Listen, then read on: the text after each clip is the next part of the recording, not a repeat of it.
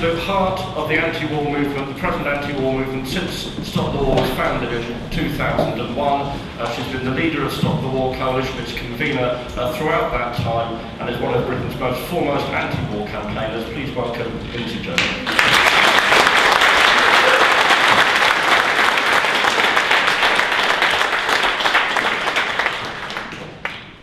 Thanks very much, Andrew, and thanks to everybody for coming this morning. I hope this is going to be a day when we can really discuss a whole range of issues which are of great concern to all of us. That we deliberately held this conference because we knew there would be a new government elected last month. We didn't quite know what new government it would be, and some of us are still perhaps recovering from May the 8th.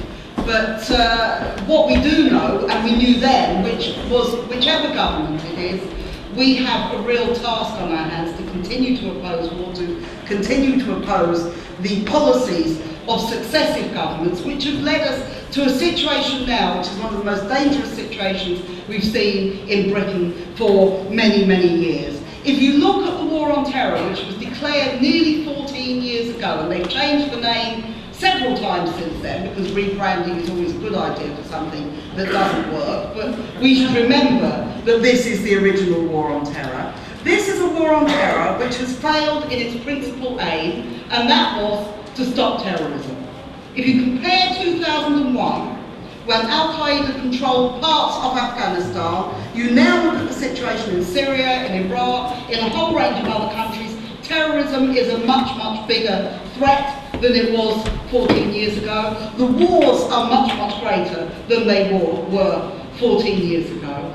And the desperation of people around the world, the number of refugees, the people that we see, the migrants coming into Europe on these dangerous boats, and you can only imagine what forces people to take that route in a situation where they face such danger at home. The vast majority of those migrants are refugees from war in countries like Libya and Syria. And that is what our government and the United States and the other Western governments have created over the past 14 years. And we have now a vicious cycle. We have a vicious cycle where you have war, which creates opposition, which leads to great resistance, which leads to some forms of terrorism, and which leads back in this country to attacks on our civil liberties and attacks particularly on the Muslim community. And it's one of the things that I want to talk about. This opening plenary, we titled it War Abroad, Austerity at Home. And I want to talk a little bit about home, because these wars don't just affect people there, over there, thousands of miles away. They affect what happens here. They affect us in terms of our economics, because while this government is saying it has to cut benefits for the poorest people in this country, while it says it's going to attack the poorest people in this country economically, it is also saying it's going to raise its military spending so that it meets the 2% commitment that NATO wants from all the NATO member countries, and that means more cuts in education and health and schooling and benefits and all the things that people need in this country, and more money being spent on war and weapons of war. That is the consequence we're going to have. But it also has terrible consequences in terms of what is happening to communities here.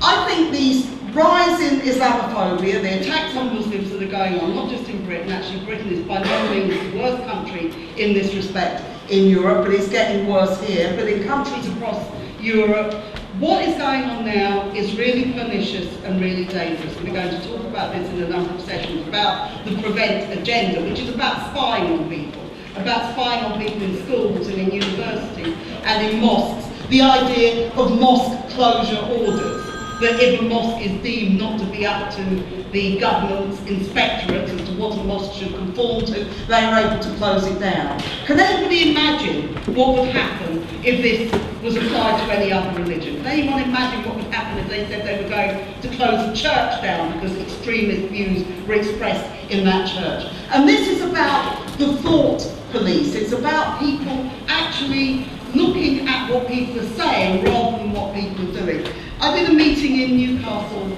this week.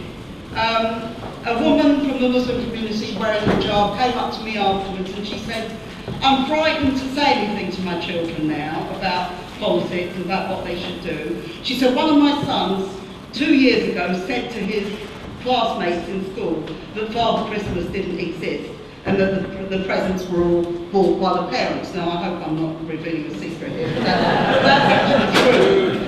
And the teacher took her aside and said, can you make sure your son doesn't say that sort of thing to children? Now, I was told Father Christmas didn't exist by my older sister, who wasn't a Muslim, on the way back from Sunday school, as I recall. This is what kids do. Kids also express, if you remember in 2009, kids expressed their revulsion of what was happening over Gaza by bringing their dolls with bloodstains to demonstrations. This is what children do. They're not immune from the world in which we live, and the idea that they're going to be questioned and queried and made to feel uncomfortable about saying things, about these sorts of things, it strikes me as an absolute outrage, an absolute shame. And the idea, if we believe in British values, I can't quite see what British values there are, that there's so much, I think people who come from places like Asia and Africa have a long history of knowing exactly what British values mean to them, because they lived through years of colonialism, and you only need to look at Kenya and countries like that to see the brutality with which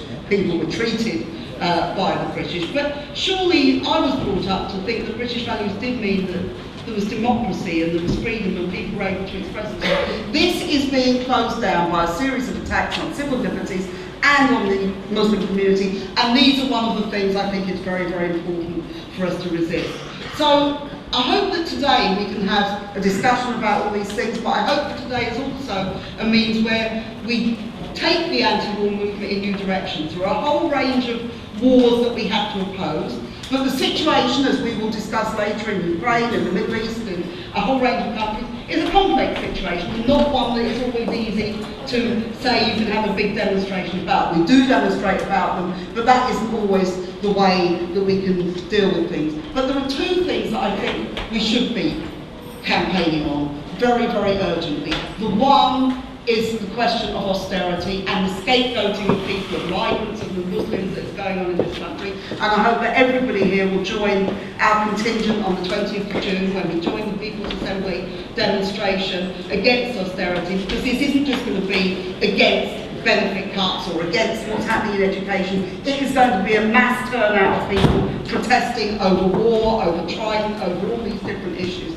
And that also we continue to campaign alongside the teachers' union, alongside all sorts of other people, the anti-racist and anti-fascist organisations in this country, against Islamophobia, because we've always had the Muslim community, we've been proud of the Muslim community being the most political involvement in our demonstrations in 2002, 2003 and 2004. They are now being punished for their politicisation. They're being told that you cannot now do anything. If you sit at home and say nothing, you're okay.